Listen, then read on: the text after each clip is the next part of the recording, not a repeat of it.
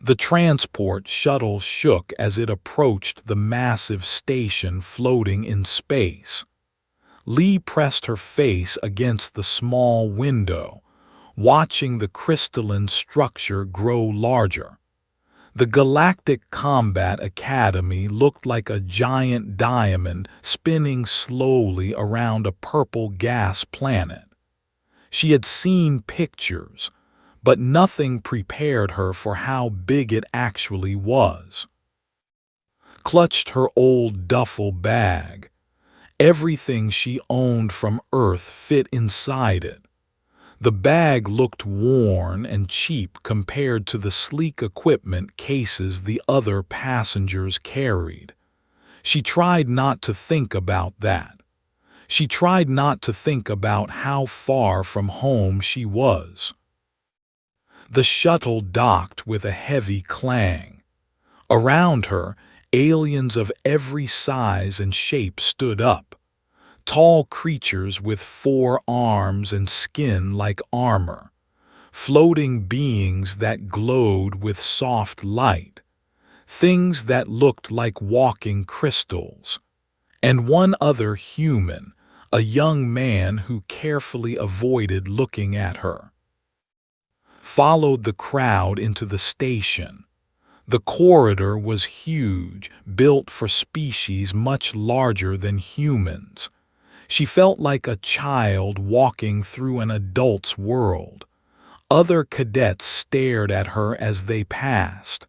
Some whispered to each other. None of them smiled. The orientation hall was even bigger. Hundreds of cadets filled the space but still felt alone. She found a seat near the back and waited. The other human, the one from the shuttle, sat far away on the other side. He still would not look at her. A massive figure stepped onto the stage. Instructor Axe stood almost 3 meters tall, with 4 powerful arms and a body covered in dark chitinous plates. Scars crossed his armor like a map of old battles. When he spoke, his voice rumbled through the hall like thunder. "Welcome to the Galactic Combat Academy," Axe said. "You are here because your worlds believe you are warriors. I am here to prove them wrong." Some cadets shifted uncomfortably. Others sat, as if accepting a challenge. "Most of you will fail," Axe continued. "You will learn that being strong on your home planet means nothing here. You will learn that your fancy weapons and genetic advantages are worthless without discipline. And some of you will learn that you never should have come at all." His eyes swept across the crowd. For a moment, felt certain he was looking directly at her. The next day, found herself in Combat Theory Class Beta 7. 25 cadets sat in a semicircle around Instructor Axe. Recognized a few species from her studies. The tall one with silver skin was known for psychic powers. The muscular creature with red armor plates was definitely a species genetically engineered for war. "We will begin with introductions," Axe announced. "Tell us your name and your warrior tradition." One by one, cadets stood and spoke. They talked about mental combat techniques passed down for 10,000 years. A warrior described honor duels fought with energy blades. The cadet, who introduced herself as Park, spoke proudly of her people's enhanced reflexes and strategic breeding programs. Then it was turn. She stood slowly, very aware that she was the smallest person in the room. "I am Lee from Earth. My people have a tradition of adaptation. We hunted animals that were bigger and stronger than us. We chased them until they were too tired to fight. We used whatever we could find as weapons and tools." Silence filled the room. Then someone snorted with laughter. "Your people threw sticks at animals," Park said, not bothering to hide her amusement. "How quaint." Other cadets joined in the laughter, felt her face grow hot. "Enough," Axe said, but his tone was mild. He looked at with something that might have been pity. "We will see if primitive tactics have any place in modern warfare." Sat down quickly.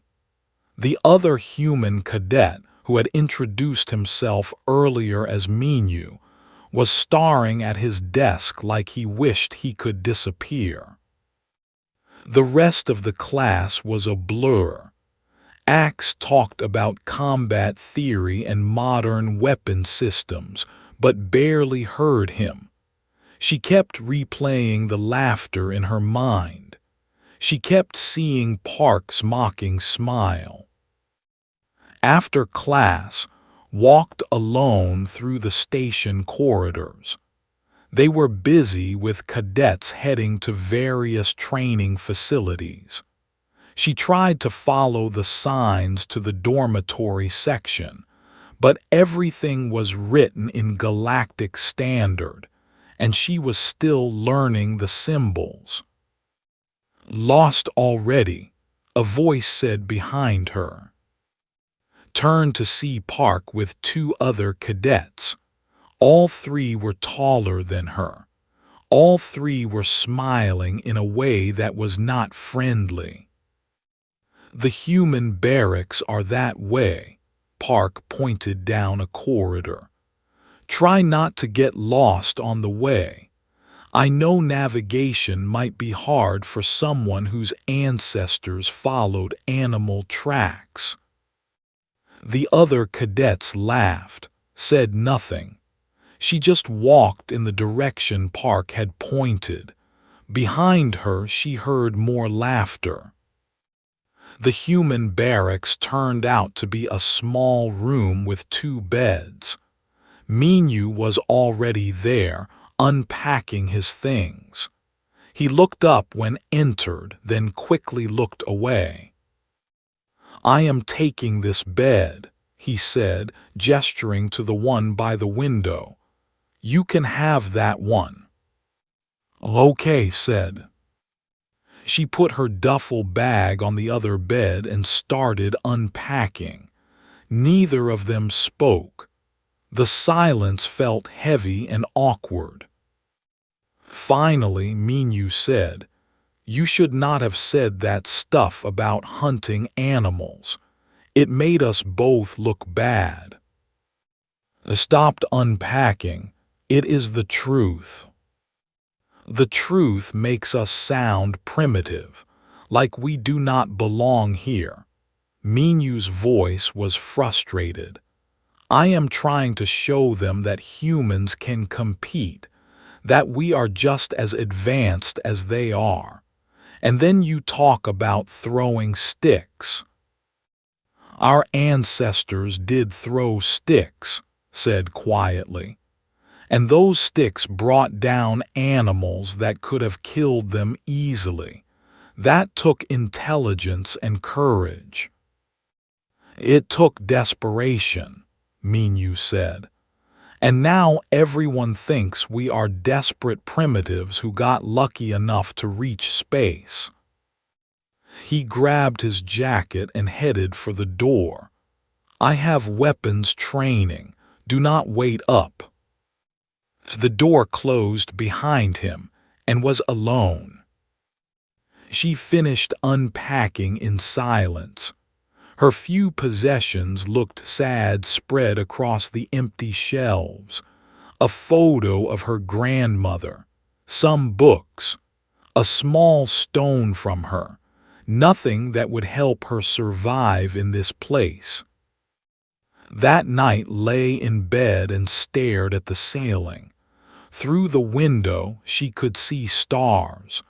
Somewhere out there, too far to see, was Earth, home. She wondered if coming here had been a mistake.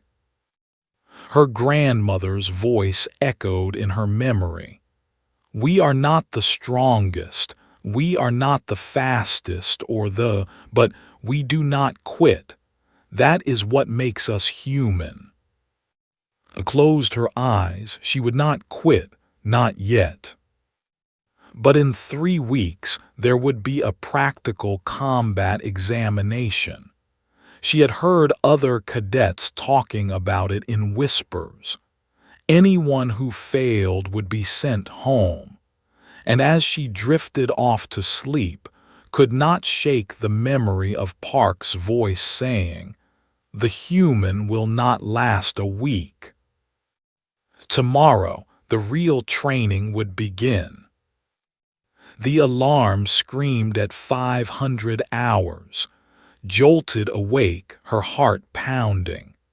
Across the room, Minyu was already putting on his training uniform. He still did not look at her.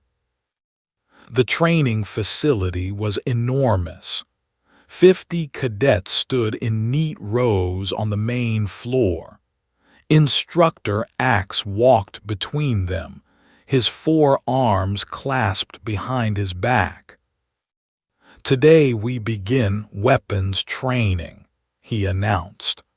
You will learn to use standard galactic infantry equipment. Those who cannot master these tools have no place in combat. Assistants brought out plasma rifles, sleek weapons that hummed with energy. Took hers with both hands. The rifle was heavy, designed for larger species. The grip was too wide for her fingers. She tried to adjust her hold, but it felt awkward no matter what she did. Take your positions, Axe ordered. Targets appeared at the far end of the range, holographic enemies that moved and dodged. Around her, cadets raised their weapons with confidence. Park moved with practiced ease, her enhanced reflexes making everything look simple. Fire. The range exploded with blue plasma bolts. Squeezed the trigger and the rifle kicked hard against her shoulder. Her shot went wide, missing the target completely. She tried again. Another miss. The rifle was too heavy, the recoil too strong. Her arms shook from the effort of holding it steady. Around her, other cadets were hitting targets with perfect accuracy. Park destroyed 3 in quick succession. Even Minyu managed to hit 2. Cease fire. Axe's voice cut through the noise. The instructor walked slowly down the line, checking results. When he reached, he stopped. The display screen above her station showed 0 hits. Cadet Lee, Axe said, loud enough for everyone to hear. Perhaps Earth should have sent someone more capable. Laughter rippled through the ranks. His face burned with shame, but she kept her eyes forward. She would not let them see her cry. The next session was physical conditioning. The obstacle course stretched across a massive arena. High-gravity fields made the air feel thick and heavy. Energy barriers crackled with dangerous voltage. Platforms floated in midair, requiring precise jumps to cross. watched the first group run the course. A warrior used his natural strength to punch through barriers. A simply floated over obstacles with telekinetic powers. Park's enhanced reflexes let her leap between platforms like they were standing still. Then it was turn. She ran hard, pushing her legs as fast as they would go. The high-gravity field hit her like a wall. Every step felt like moving through water. She gritted her teeth and kept going. Her lungs burned. Her muscles screamed. The first barrier required climbing a 10-meter wall. Larger species reached the top in seconds with their long limbs. Had to jump for handholds she could barely reach. Her fingers slipped. She fell, landed hard, got up and tried again. By the time she finished, every other cadet was done. They stood at the end, watching her struggle toward the finish line. She collapsed across it, gasping for air. "Pathetic," someone muttered. Lay on the ground, too exhausted to move. Above her, the scoreboard showed her time, dead last, not even close to anyone else. Minu helped her up, but his expression was pained, like he was embarrassed to be associated with her. The afternoon brought tactical simulations. Cadets were divided into teams for a virtual combat scenario.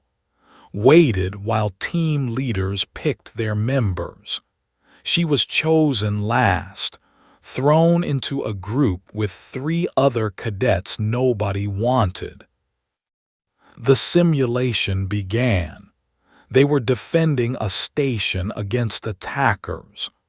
Park's team moved like a well-oiled machine, using advanced tactics and superior firepower.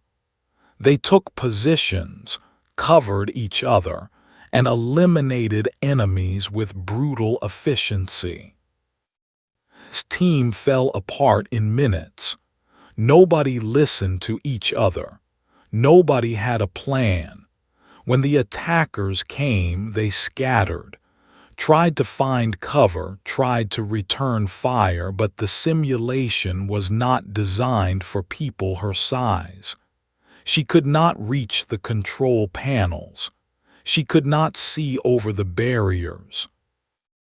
The exercise ended in under 2 minutes. Park's team won easily. His team was completely eliminated. "At least try to put up a fight," the team leader snapped at afterward. "You just hid the whole time." Wanted to explain that she could not reach the weapons, could not see the enemies, could not do anything in a scenario built for species twice her size. But what would be the point? They would not listen. That evening in the cafeteria, sat alone at a corner table. The alien food made her stomach upset, so she ate ration bars she had brought from Earth. They tasted like cardboard, but at least they were familiar. "Look, the human brought her own food." Park's voice rang out across the cafeteria. Looked up to see Park approaching with 4 other cadets. They surrounded her table, all of them taller, all of them smiling that cruel smile. "Cannot handle real food?" Park asked. "Should we get you some raw meat to chase down? Maybe you could practice your stick-throwing skills." The group laughed. One of them reached out and knocked tray off the table. Food and water spilled across the floor. Oops, Park said, not sounding sorry at all. Stared at the mess. Every instinct screamed at her to fight back, to say something, to do something. But she was alone here. She had no allies, no friends. Fighting back would only make things worse. So she got down on her knees and started cleaning up the spilled food with napkins. Above her, the group laughed harder before walking away. Primitive, one of them said. Minyu was sitting at a nearby table with some cadets. He saw everything. For a moment their eyes met. Then he looked away, pretending he had not seen. That night lay in her bunk and stared at the ceiling. Her body ached from the training. Her pride ached from the humiliation. She pulled out her, thinking maybe she should send a message home. Tell her grandmother this had been a mistake. Request transport back to Earth. Her finger hovered over the communications app. Then she stopped. Instead, she opened the historical archives. She searched for information about Earth's military history. Stories of soldiers who faced impossible odds. Guerrilla fighters who defeated technologically superior enemies with nothing but determination and clever tactics. She read about the Battle of Thermopylae, where 300 Spartans held off thousands. She read about Vietnam, where farmers fought off advanced armies using knowledge of the terrain.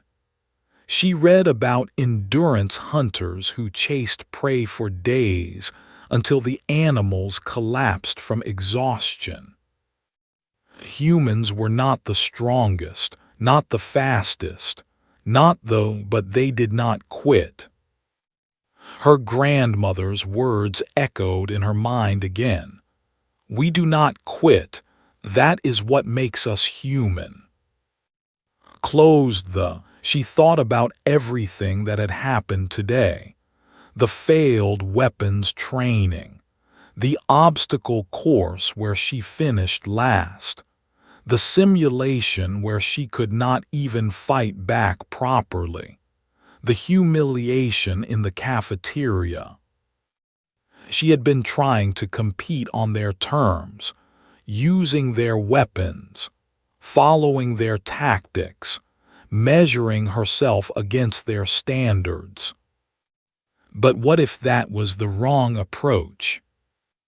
Humans had survived for thousands of years by adapting, by using what they had instead of wishing for what they did not have, by turning disadvantages into advantages. Maybe she needed to stop trying to be like them and start being more like a human. Sat up in bed. Her body still hurt, but something had shifted in her mind. She pulled up the station map on her and started studying it. There had to be training facilities that were not being used, places where she could practice without being watched and mocked. She found it after 20 minutes of searching. An old gym in the lower decks, marked as auxiliary facility. According to the schedule, nobody used it anymore. It was probably outdated, maybe even broken, but it would be private. Set her alarm for 200 hours. Tomorrow, before mandatory training, she would start preparing. Not their way, her way. Across the room, Minyu slept soundly. Outside the window, stars glittered in the darkness. And somewhere in that darkness, Earth waited. lay back down, but this time she felt different, still afraid, still uncertain, but no longer ready to quit. The examination was in less than 3 weeks. That gave her time, not much but enough. She closed her eyes and started making a plan. The alarm buzzed at 200 hours. Silenced it quickly, careful not to wake Minu. She dressed in the dark and slipped out of the barracks like a shadow. The station corridors were empty at this hour. Only maintenance drones hummed through the halls, cleaning and repairing. Followed the map on her down 3 levels to the auxiliary gym. The door was unlocked. Inside, the equipment was old but functional. Weight bars, training mats, basic obstacles. Nothing fancy or high-tech. Perfect. Started with endurance. She ran laps around the small gym at a steady pace. Not fast, not trying to sprint. Just moving, keeping her heart rate up, letting her muscles find their rhythm. This was what humans were built for. Not quick bursts of speed but steady, persistent movement that could last for hours. After an hour of running, she practiced with the equipment, but not the way the academy taught. She grabbed a metal bar and practiced using it like a lever, like a staff, like something to hook and pull and redirect force. She practiced falling and rolling, using momentum instead of fighting against it. She studied the gym itself. Where could she hide? Where could she gain a height advantage? If she had to fight here, how would she use the space? By 500 hours, when the regular alarm sounded, was back in her bunk, breathing hard but satisfied. Minu never knew she had left. This became her routine. 3 hours of secret training before everyone else woke up, while other cadets slept, ran until her legs burned and her lungs ached. She practiced with improvised weapons, learning to use anything as a tool.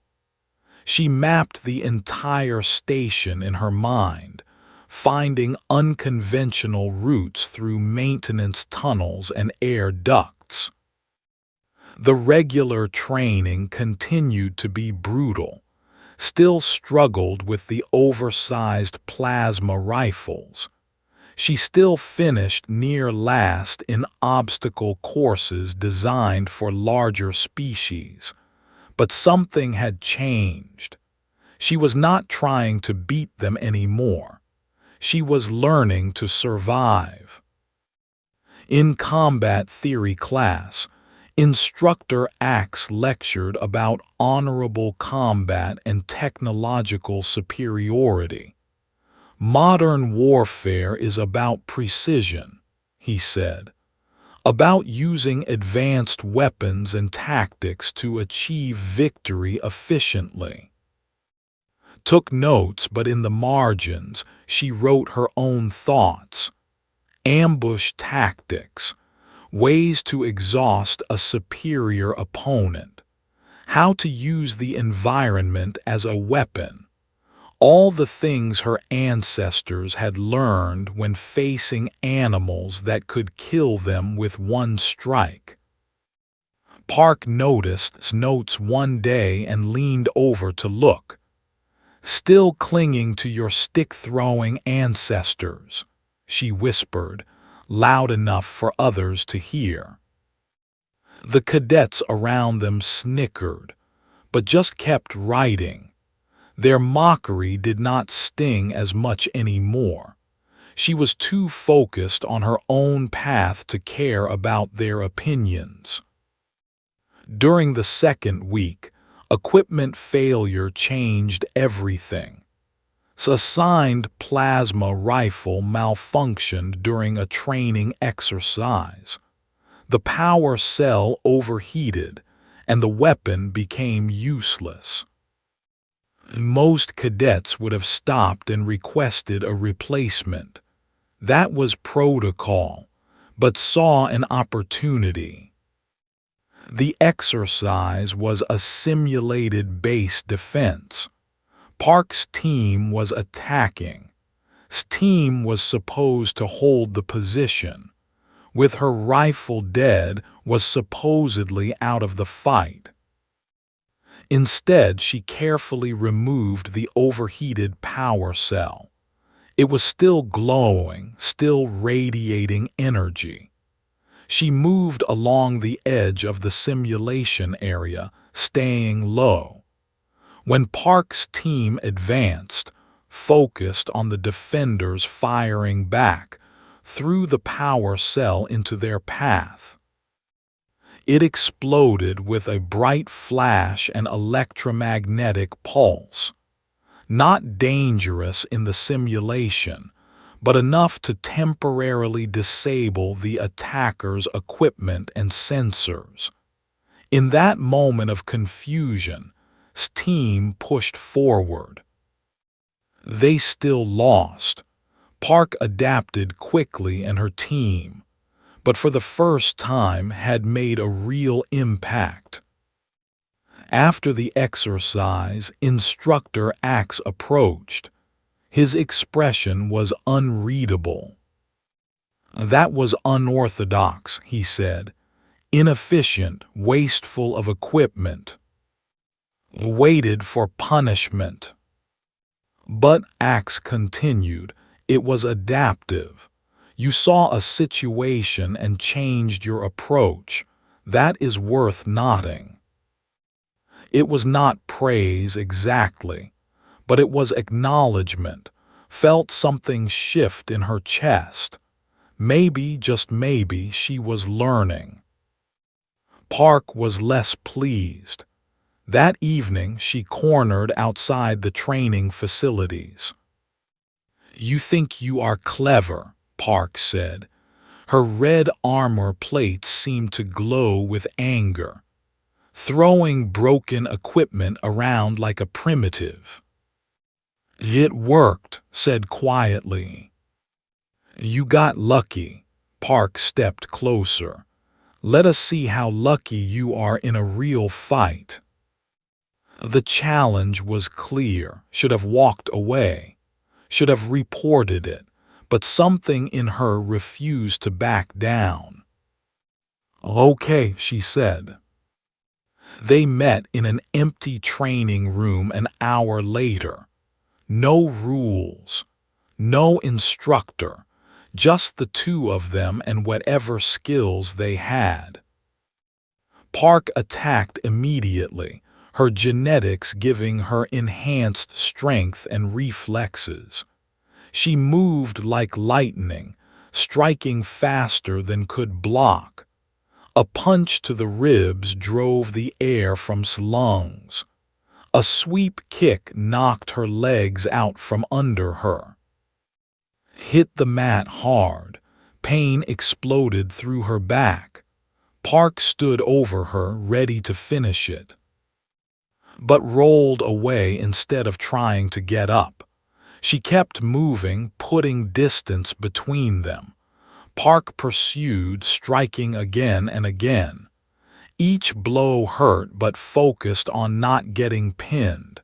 Stay moving. Stay breathing. Park was faster and stronger, but she was fighting to win quickly. She was using power, spending energy with every explosive movement. Was fighting to survive. She was conserving, evading, letting Park exhaust herself. 5 minutes into the fight, Park's breathing was labored. Her strikes came a fraction of a second slower. She was getting frustrated, wasting more energy trying to catch. 10 minutes in, Park was gasping. Sweat dripped down her face. Her punches still hurt when they landed, but they landed less often. Finally, Park connected with a solid hit that sent sprawling. She stood over, breathing hard, victorious. "I win," Park said. Looked up at her from the floor. Her body was covered in bruises. Her lip was bleeding, but she was still conscious, still capable of standing if she wanted to. "You win," agreed. Then she slowly got to her feet. Park stared at her. The cadet was exhausted, drenched in sweat, her enhanced muscles trembling from exertion. Was hurt, but she was still ready, still able to continue if needed. For the first time, something like uncertainty crossed Park's face. "What is wrong with you?" Park asked. "Why do you not just quit?" Wiped blood from her lip. "Because I am human, we do not quit." Park left without another word. Stood alone in the training room, aching and bruised but somehow stronger than before. The changes in were becoming visible. Her body was leaner, harder from the constant training. The baby fat from Earth's easier gravity was gone, replaced by muscle built from hours of running and fighting. Her eyes had changed too, become sharper, more aware. She read people now, watching for tells in their movements, patterns in their behavior. In the obstacle courses, she no longer finished last. While she could not match the raw speed of other species, her endurance was exceeding many who sprinted fast but tired quickly. She ran steady, and when others slowed down near the end, she kept going. Minyu finally spoke to her one evening in the barracks. "You are different," he said. "What happened?" "I stopped trying to be like them," said simply. "Started being more like me." "They still mock you, still think you are primitive." "Let them think that." Minyu shook his head. "I do not understand you. I am trying to prove that humans belong here, that we are just as advanced as they are, but you keep acting like some ancient warrior." Looked at him. "Maybe the problem is you are trying to prove something to them. I am just trying to survive." He did not understand. That was okay. Did not need him to. 2 days before the examination, Instructor Axe made an announcement that sent fear through the entire class. "The combat examination will be tomorrow," he said. "Each of you will face me in single combat. You may use anything in the arena. Last 10 seconds without being incapacitated and you pass. Fail and you return home." Silence filled the room. 10 seconds against Instructor Axe. A veteran warrior with 4 arms, natural armor, and decades of experience. Cadets who had seemed confident suddenly looked worried. Park's expression was determined but tense. Even Minyu had gone pale. Felt strangely calm. She had been preparing for this. Not consciously, maybe, but every morning at 200 hours, every bruise from Park, every failure in regular training. All of it had been leading here. That night she did not go to the secret gym. Instead, she meditated, visualizing the fight. She would face someone bigger, stronger, faster, and more experienced. She could not win, but she did not need to win. She just needed to last 10 seconds. And for a human who chased prey until it collapsed, 10 seconds was nothing.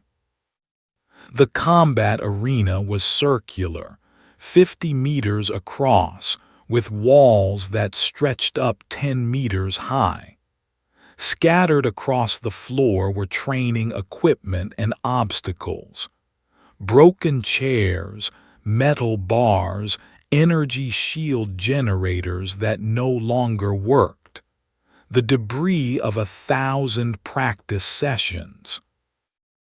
Every cadet from Beta 7 sat in the observation seats above. The air was thick with tension. Below, Instructor Axe stood in the center of the arena, his 4 arms relaxed at his sides. "The rules are simple," Axe announced. "You enter the arena. You survive for 10 seconds without being incapacitated. Use any method, any tool, any tactic. I will not hold back." He gestured to the equipment scattered around. "These are your resources. Learn to use them." Park was called first. She walked into the arena carrying a staff from the weapons rack, a long metal pole that hummed with energy. Her reflexes made her movements smooth and confident. The fight began. Park moved like water, the staff spinning in complex patterns. She struck high, then low, then feinted and struck from the side. Her technique was perfect. Her speed was incredible. Axe blocked everything with just 2 of his 4 arms. 6 seconds in, he changed tactics. His other 2 arms shot forward, grabbed the staff, and snapped it in half like a twig. Park stared at the broken weapon in shock. 8 seconds. Axe's strike was too fast to see. Park hit the ground hard and did not get up. The arena fell silent. Park, the best fighter in the class, had failed. Medics helped her from the arena. As she passed Axe, he spoke quietly. "You relied on tools and genetics. When I adapted, you had nothing else." Park's expression was devastated. In the observation seats, other cadets whispered nervously. 3 more cadets tried. A warrior used brute strength and lasted 5 seconds. Attempted to use telekinesis and managed 7 seconds before Axe overwhelmed their mental defenses. A tech-focused cadet tried deploying energy shields and traps, but was defeated in 4 seconds. None passed. Minyu was next. He entered the arena carrying an advanced plasma blade, the kind that cost a year's salary. The weapon glowed blue in his hands. 2 seconds into the fight, Axe's strike shattered the blade's power core. The weapon died instantly. Minyu, desperate, tried to fight with his fists. 4 seconds total, before he was unconscious on the floor. As medics carried him away, someone in the observation seats muttered, "Another human failure." More cadets fell. A pattern emerged. Those who relied on superior technology, Axe disabled their equipment. Those who used genetic advantages, he countered with experience. Those who fought with honor and technique, he overwhelmed with raw power. By the time's name was called, 15 cadets had failed. The observation seats were half empty. Those who remained watched with grim faces. Stood and walked down to the arena entrance. Her heart pounded in her chest. Every instinct screamed at her to run, but she kept walking. She stepped into the arena carrying nothing. Axe raised an eyebrow. No weapon, Cadet Lee. Looked around at the debris scattered across the floor. Broken equipment, shattered weapons from previous fights, obstacles and barriers. "Not yet, sir," she said. The fight began. Axe charged immediately, all 4 arms extended. He was not holding back. This was the same intensity he had shown everyone else. Ran. She vaulted over a broken barrier, putting it between herself and Axe. She sprinted toward the far side of the arena. "Coward!" someone yelled from the observation seats. Laughter echoed through the arena, but ignored it. She was counting in her head, 3 seconds. Axe pursued easily, his longer legs closing the distance. He was faster, stronger, built for this kind of combat. 4 seconds, 5 seconds. Grabbed a broken chair as she passed it, not to use as a weapon but as an obstacle. She threw it at Axe's feet. He barely stumbled, but it was enough. Half a second gained, rolled past him, creating distance again. 6 seconds, 7 seconds. The class was shouting now but could not hear the words. She was focused entirely on Axe, watching his movements, looking for patterns. His right arms always led his strikes. His left arms followed to block counterattacks. 8 seconds. Axe cornered her against the arena wall. No more room to run. His 4 arms spread wide, ready to strike from every angle. 9 seconds. On the ground near his feet was a broken chair leg. She grabbed it. Axe struck with all 4 arms at once, a finishing blow that would end the fight. Dropped low. She jammed the chair leg into the gap between wall panels behind her, using it as a pivot point. Her entire body weight swung sideways on the makeshift lever. Axe's momentum carried him forward. His right arms crushed into the wall panel. His left arms missed completely, striking empty air. 10 seconds. The buzzer sounded. Hit the ground in a roll, the chair leg still in her hand. She came up breathing hard, ready to continue if needed. Axe stood frozen, his right arms embedded in the broken wall panel. For a long moment nobody moved. Nobody spoke. Then Instructor Axe began to laugh. It was a deep, genuine sound that echoed through the silent arena. "Finally," he said, pulling his arms free from the wall, A cadet who understands. He extended one hand to help up. She took it, her legs shaking from adrenaline.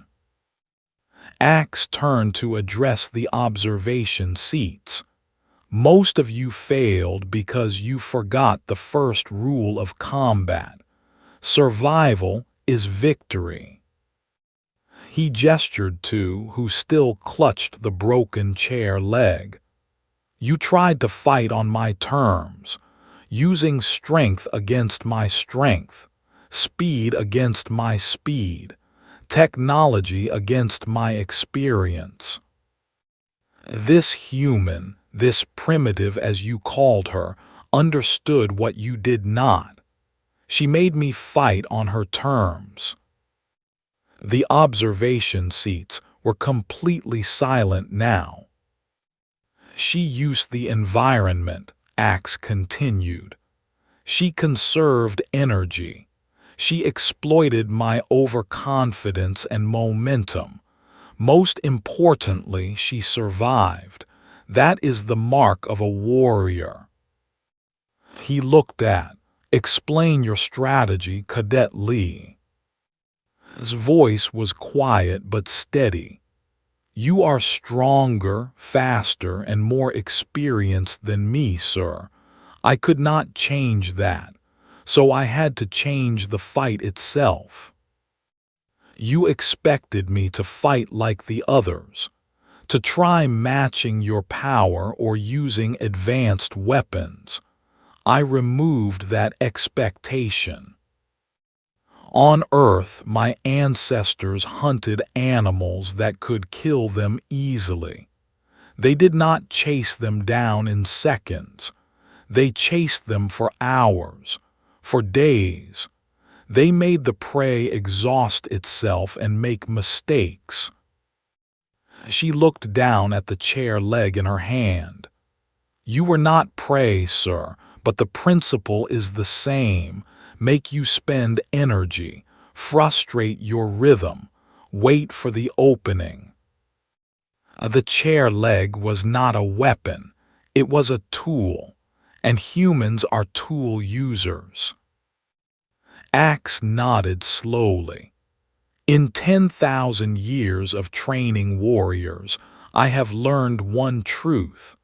The most dangerous opponents are not the strongest or the fastest. They are the ones who refuse to fight the battle you want. He turned back to the observation seats. Let this be your lesson. Technology fails. Genetics can be countered, but adaptability, persistence, and intelligence, those are the weapons that never break. In the observation seats, Park sat with her head in her hands. Around her, other failed cadets looked at with new understanding, and maybe a little fear. Minyu, watching from the medical section with a bandage on his head, saw something he had not expected to see. Respect. Left the arena on unsteady legs. Her whole body shook from the adrenaline crash, but she had done it. She had survived. More than that, she had shown them what being human really meant. The chair leg stayed in the arena, left behind among the other debris, but did not need it anymore. The lesson it represented was already burned into her memory. Sometimes the best weapon is not the strongest one. Sometimes it is just the one you know how to use. And sometimes, the most dangerous thing in the galaxy is not the biggest predator. It is the prey that refuses to die.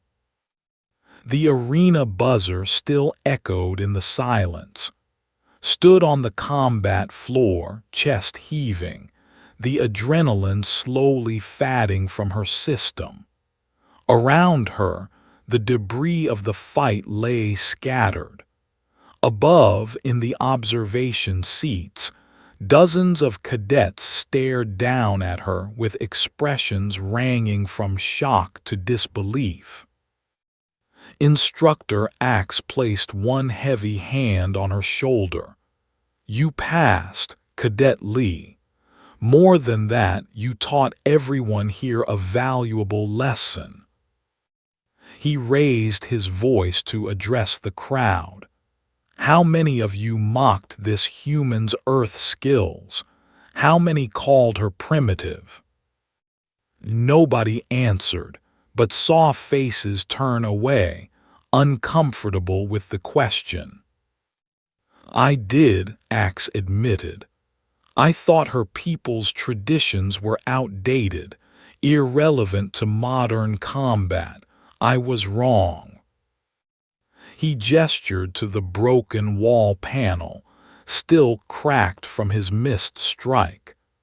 "She turned my strength into weakness. She made this arena her weapon. She survived not by being better than me, but by making me fight her kind of battle." Axe looked around at all the failed cadets. "You relied on what you had.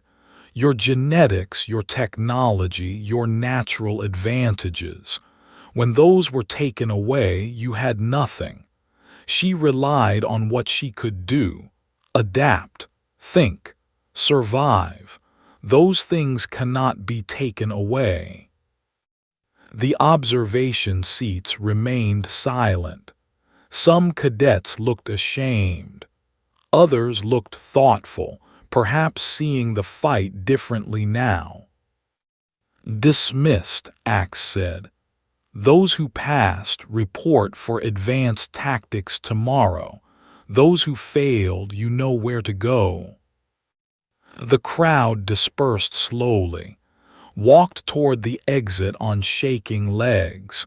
She needed water, food, sleep. Her entire body ached from the fight, and the adrenaline crash was making her dizzy. "Wait!" Turned to see Park approaching. The cadet moved stiffly, still recovering from her own failed attempt. For a moment they just looked at each other. "I underestimated you," Park said finally. "I thought primitive meant weak.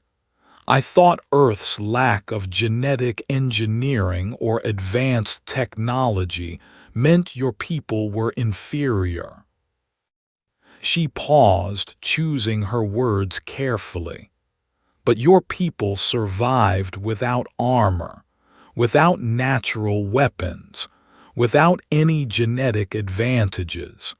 You survived just by being smart and refusing to quit." Park extended her hand. "That is not weakness. That is actually terrifying when you think about it. I was wrong to mock you. I apologize." Took the offered hand. The grip was firm, respectful. Apology accepted. "How did you know he would miss?" Park asked. "When you used the chair leg as a lever, you had maybe half a second. If you timed it wrong, he would have hit you." Thought about the question. "I did not know for certain, but I watched every fight before mine. I saw his patterns. His right arms always led. I gambled that his momentum would carry him forward if I moved at the last second." "You gambled your entire future on reading his pattern." Park shook her head in disbelief. "That is insane." "Maybe," agreed, "but it worked." Park laughed, though there was no mockery in it now. "Humans are crazy. The galaxy should be worried." As Park walked away, other cadets approached. Some congratulated, Some asked questions about her technique. A few asked if she would help train them in Earth combat methods. The attention was overwhelming. Excused herself politely and headed back to the barracks. She needed time alone to process everything. Minyu was waiting in their room. The bandage on his head looked ridiculous, but his expression was serious. "I owe you an apology," he said as soon as entered. They sat on her bed, too tired to stand. For what? For everything. For being ashamed of you. For avoiding you. For trying to pretend I was not human. Minyu looked at the floor. "I thought the only way to succeed here was to be like them, to prove we could use their technology and match their abilities. But you proved something better. You proved that our way works too. That being human is not something to hide or apologize for." He met her eyes. "When they knocked your food over in the cafeteria, I saw it happen. I did nothing. I was too worried about my own reputation. That was cowardly." "Yes, it was," said simply. Minyu flinched but nodded. "I am sorry. You deserved better. Humans should support each other, especially here." Was quiet for a moment. "I forgive you, but do not do it again. Next time stand up, even if it is hard, especially if it is hard." "I will," Minyu promised. They sat in silence for a while, the weight of the day settling over them. "You know what the crazy part is," Minyu said eventually. "I used the most advanced weapon I could find. Cost more than my family makes in a year, and it broke in 2 seconds. You used a broken chair leg and survived 10 seconds against a veteran warrior." Smiled tiredly. "Tools are only as good as the person using them." The next morning was summoned to Instructor Axe's office. The room was sparse, decorated only with weapons from various campaigns.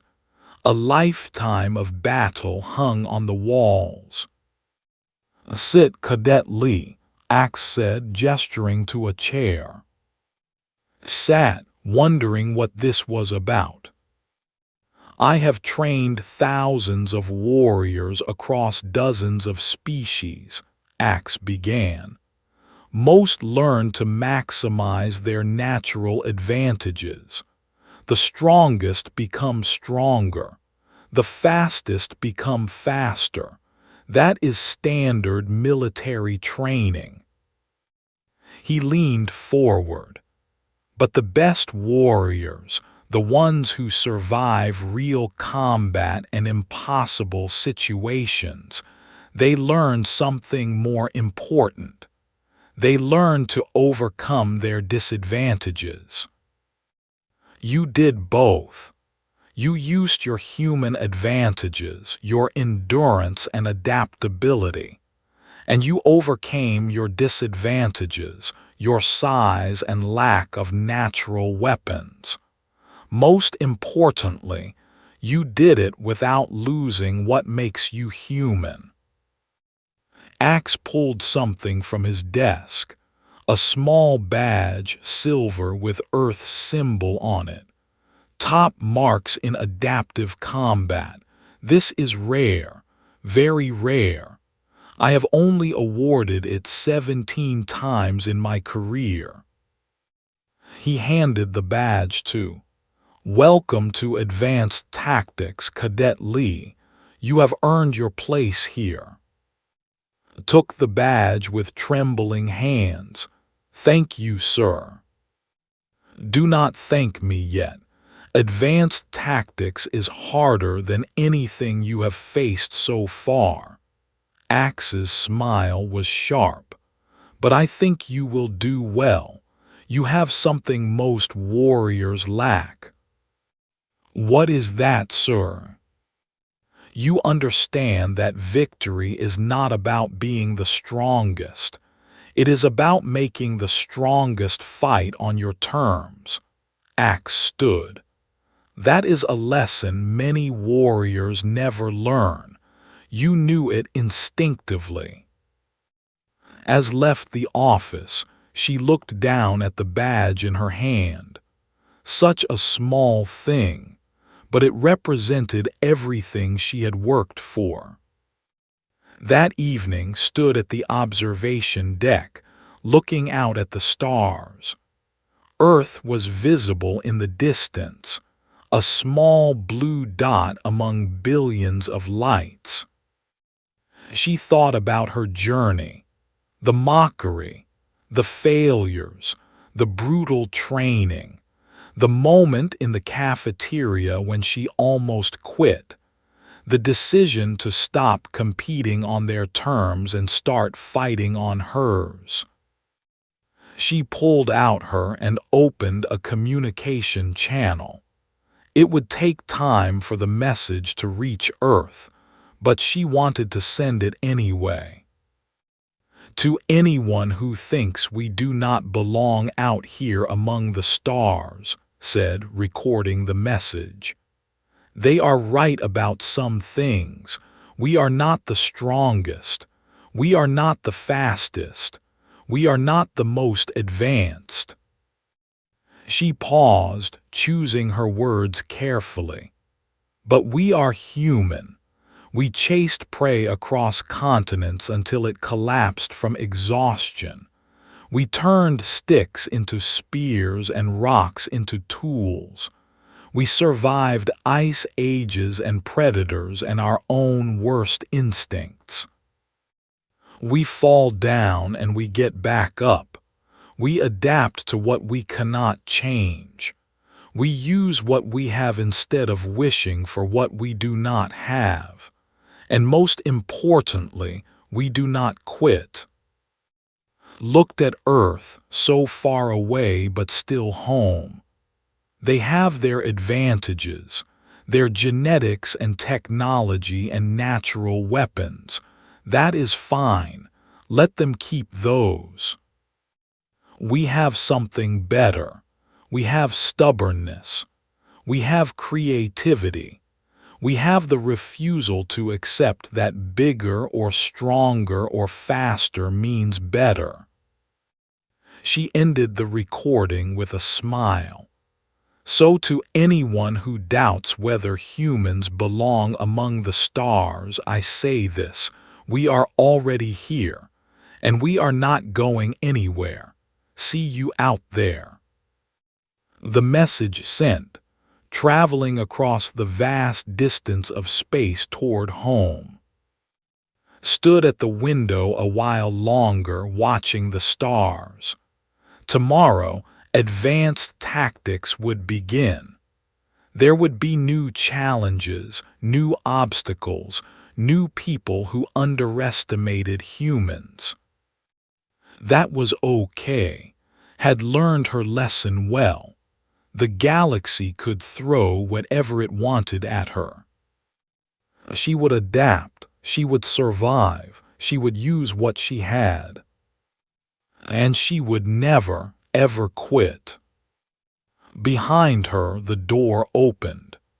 Minyu entered, along with 3 other cadets who had passed the examination.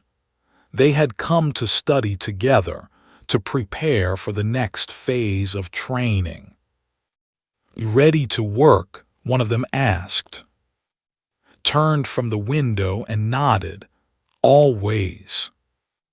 They gathered around a table, pulling up tactical simulations and combat scenarios.